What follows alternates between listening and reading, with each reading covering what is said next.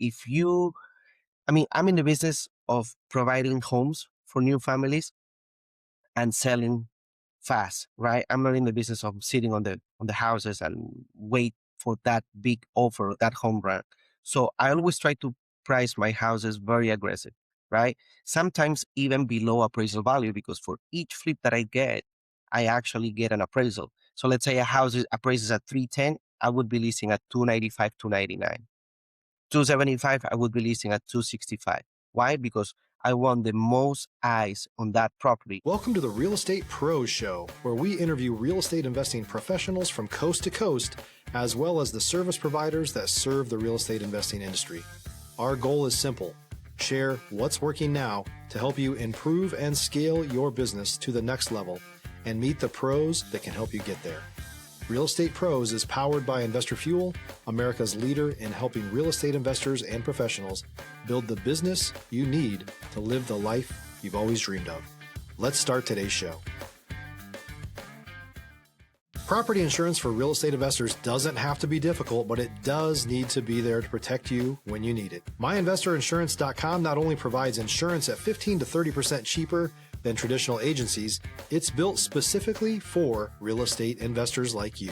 You can set up an account in about 2 minutes, get quotes on properties, turn on and turn off insurance for your fix and flip or rental properties in around 2 minutes without having to talk to anyone directly, all through our portal. There's no better way or faster way to make sure you've got the coverage you need to protect you, and no more lengthy policies either. Once you're set up, you're billed monthly and prorated by the day for however long your policy is active. It's powered by MSI, the third largest independent MGA, with 1.5 million customers and more than $1 billion in cumulative premiums written. Get set up today in about 2 minutes at myinvestorinsurance.com/fuel. Hey folks, welcome back to the show. Today's guest, Martin Castro Silva, is a single-family investor and flipper along the Treasure Coast of Florida. He's focused on Vero Beach and Sebastian areas. He also has a background in banking and an MBA from Florida Atlantic University. You can find him on Instagram at MartinMelMac. Martin, thank you for taking the time today. Hey, Dylan, thank you so much for having me today. Now, I mentioned to you before hopping on here, the Treasure Coast of Florida is an area where I'm a little bit of a fish out of water. I haven't looked at deals along the Treasure Coast. I don't think I've spoken to any investors. And so I want to ask you, how did you get into investing in Vero Beach and Sebastian? Well, one of my clients when I was working at a bank introduced me and sold me my very first single family home here in Vero Beach. I'm originally from Fort Lauderdale, lived there for quite some time. And then when he introduced me to this city, I just came, looked at it, and the price point, there was a big gap, price difference between what you can do in South Florida, Fort Lauderdale, Miami area, and what you can do in the Treasure Coast. Let's talk specifically about that, because I know I am a huge fan of that South Florida area. It's amazing. Fort Lauderdale, specifically by the water, is unbelievable. But of course, the price point is substantial, And so when you're looking at single family homes in that market versus in Vero Beach, can you give us an idea of the difference? What's a single family home going for in Vero Beach versus what it might be going for in Fort Lauderdale? Absolutely. So basically in Fort Lauderdale, houses go from high 300s, 450, 500,000, nothing too fancy like 1,200 square feet, 6,000 square feet lot. Versus in the Treasure Coast, most of the houses are at least a quarter acre lots, 1,200 to 1,700. And price point here in Vero Beach would be, I'm purchasing right now from anywhere from 150 to 250 fixer uppers. Resale value would be 300, 325. Now, are these deals in Vero Beach and in Sebastian, are these typically, properties that themselves are distressed, or are you also seeing a lot of, situations where sellers are distressed, whether that could be due to a foreclosure, or I know there's a lot of issues with probate all across the country, and I know many investors find deals that way as well. Stop living on an island and join the #1 mastermind in America for professional real estate investors. Investor Fuel is a community of hundreds of the nation's top investors working together to build stronger businesses and better lives. In addition to the amazing community of real estate investors acting as a board of advisors for one another, Investor Fuel members have access to 100% funding on purchase and repairs for our members only, a health insurance program, and benefits and discounts that more than pays for the membership of most of our members, meaning it's actually costing you money to not be a member of Investor Fuel. If you're looking to scale your business and build a business that allows you to live the life of your dreams, please visit investorfuel.com today and book a call with our team. Well, I'm very lucky. I have had a little bit of everything. I have had sellers that couldn't take care of the place and they didn't have the means to maintain the property. You see, like distressed properties, very neglected, big repairs that needed to be done on the property. Also, I have bought from sellers that passed away. Then the heirs, they don't really want to know anything about. They don't know anything about this area, and they just want to dispose it and get a check and move on. I bought also from tire landlords from different states. Last year, I bought a house over the phone from a lady that lives in Connecticut. You know, she had it rented. It was a rental property for over 15 years, and I just like through marketing, following up, and then until I earned her trust, and then she was able to sell to me. So it's a little bit of everything. You could find anything. The thing is, the population here in Vero Beach and Sebastian, Indian River County overall, is, I would say, high 50s, 60, 70 years old that have bought like 10, 15, 20 years ago for super, super, super low. So when I make my offers, they are already making money, you know? That's a great point, and I can imagine, what the price of those homes were potentially that long ago, 15, 20 years ago.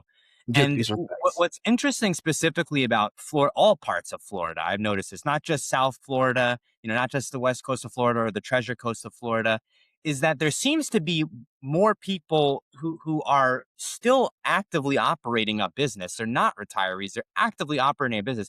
And they're moving to Florida for the weather, for the vibe of entrepreneurship. And so, there's an opportunity right now, I think, in so much of Florida for fix and flip, for rentals, because you have an expanding population, not just of course retirees, but of people in general across all walks of life who are now coming to Florida. Exactly. And the train is going up. So people that have lived, like for instance, myself, right? I lived in South Florida for 18 years, purchased a few homes while I was living there.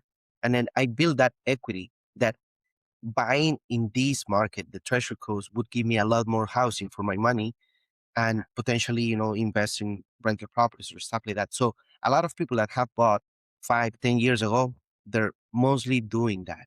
So the trend is going up from south to north.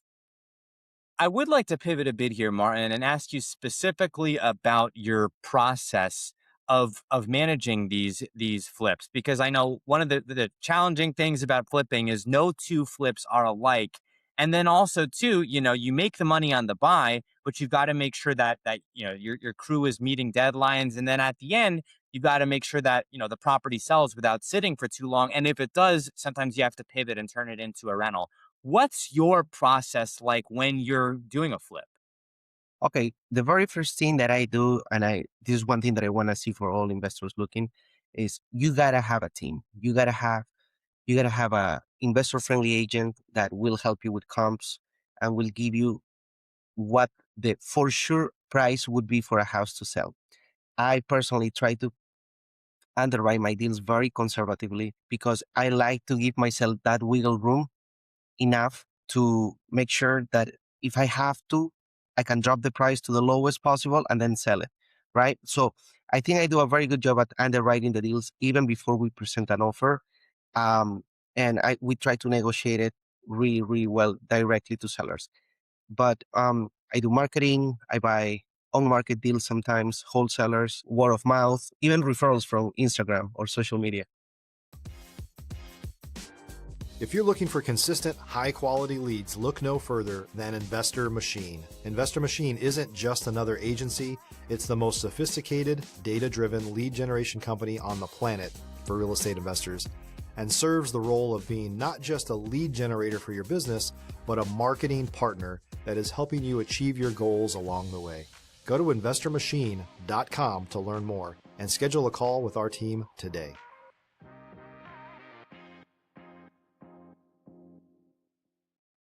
One of the things that I've noticed is that I notice this as a wholesaler, once you find an investor who transacts, who closes, they sometimes become your first point of contact. And so, closing a deal can become a way to expand your network as well. I know that because you were talking before the show that you actually moved out to Vero Beach because of a deal that you had out there. And so at this point, are you now finding deals through that, sphere of influence and through, realtors who you bought a deal from and a wholesaler who you bought a deal from and just expanding your sphere that way? Yes, absolutely. That's like I said, I always try to stay in contact with the wholesalers, especially if we had a good transaction, because sometimes it could be a little complicated during the process before closing. But I always try to leave and close every deal on a good note. So I follow up with the wholesalers. I even like yesterday, I just finished a flip last week. So it's listed, it's on Zillow, coming soon. I send that flip to the wholesaler that sold it to me. It's like, hey, do you have another one? So I'm following up with wholesalers, real estate agents, and yeah, like I always pick up my phone. I think that's key too, even if it says spam, because you never know who can call. That's right. I mean, one of the complaints that I hear about realtors, and I am a realtor, is that people get a license and then they don't answer their phone. So people got to answer their phone if they're in real estate, right? I want to Exactly. ask you specifically about the timeline, really, for these flips. Are you on each flip? Are you trying to have it be in a certain time frame? Do you have a set process for that, or is each flip maybe a different timeline than the previous one? And then second to that is how long are you seeing these properties, sit on market before selling? Okay. 2025 has been a really good year for me because I believe I, along with my agent, we kind of like we talk every day. So we kind of came up to with a formula, let's put it that way, where we're trying to underwrite it, try to get the property, make sure we do the big ticket items because we focus on that, right? Rehab it, list it, price it correctly. I think price is key. If you, I mean, I'm in the business of providing homes for new families and selling fast, right? I'm not in the business of sitting on the houses and wait for that big offer, that home run. So I always try to price my houses very aggressive, right? Sometimes even below appraisal value because for each flip that I get, I actually get an appraisal. So let's say a house appraises at 310, I would be listing at 295, 299. 275, I would be listing at 265. Why? Because I want the most eyes on that property. And like I said, last year, I potentially put every single flip that I did within the first or second week, it was under contract. Wow. That's So, incredible. That's so incredible. to move in, I give myself between 2 to 6 months, and I have to dispose. I think the longest flip that took to sell was 2 months, and I don't know, it was just like around Thanksgiving that that time I of mean, the year. look, throughout the country, that's not uncommon. I mean, there's flips that have been sitting for months in some of the markets that I'm active in and that I've seen in neighboring states. And so, of course, when you're going to be conducting a flipping business, you have to know, how long am I going to be holding on to this for? And then also too, keeping up with what the grade is, the level of comps that are selling. Because if you're thinking, you're going to set the market or you're going to do some ultra high, HGTV level flip, and there's not comps that will justify that, then it's going to be tough because you might be setting the market. Well, now what's going to happen? I want to ask you specifically about that, Martin. For folks who are looking at, to what level they should flip their homes and in what area they should buy in.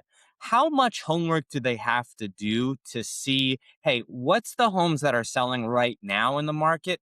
And then also, too, what am I comfortable with? Am I comfortable with, a home that is going to be an HGTV level flip that I'm going to put more money into, but that may have some more risk because it may sit on market longer versus something else?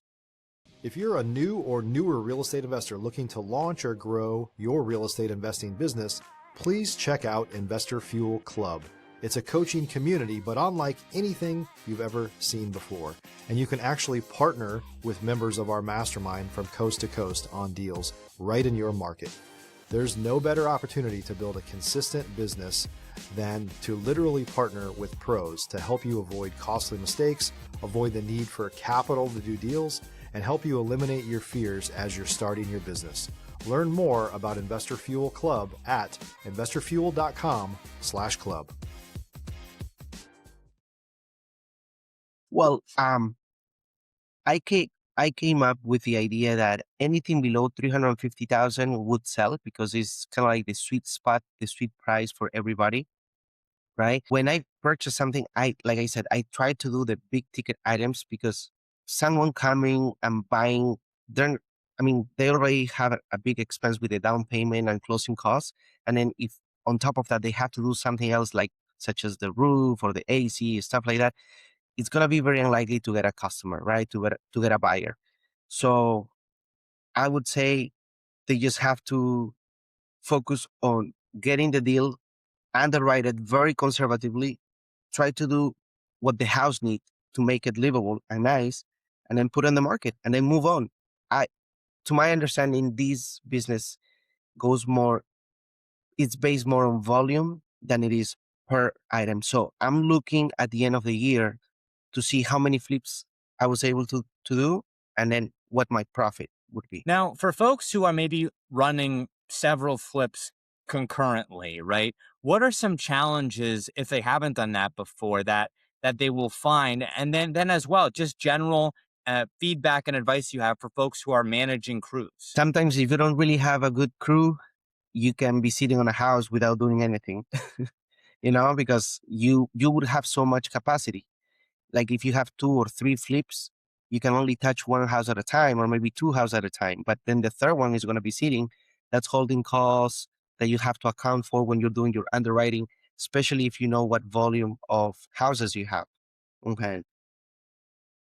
Yeah, I mean that's a big issue that people will find is managing those contractors, right? And one of the things that I think is a common source of pain for investors is this idea that, they could buy the property, right? And then they could, partner with the wrong contractor and something can happen.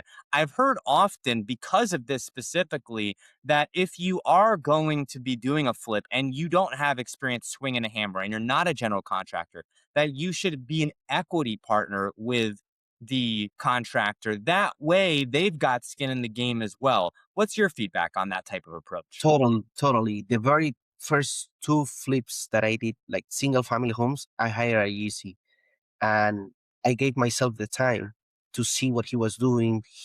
I saw how he was hiring. I saw what the process was. You got to do electrical first. You got to do all the plumbing first. You got to do the drywall, the compound, and all of that, right? So that was kind of like my school. And after that, I decided that I would GC my own projects and create my own crew. And I've been working with them ever since July 2023. We are coming up on time here, Martin. Any new projects that you're working on? I know it sounds like you've got a listing active right now or just went under contract. And then as well, what's the best way for folks to get in contact with your team? Well, we recently got under contract a house in Sebastian with a customer that I got from my marketing campaign.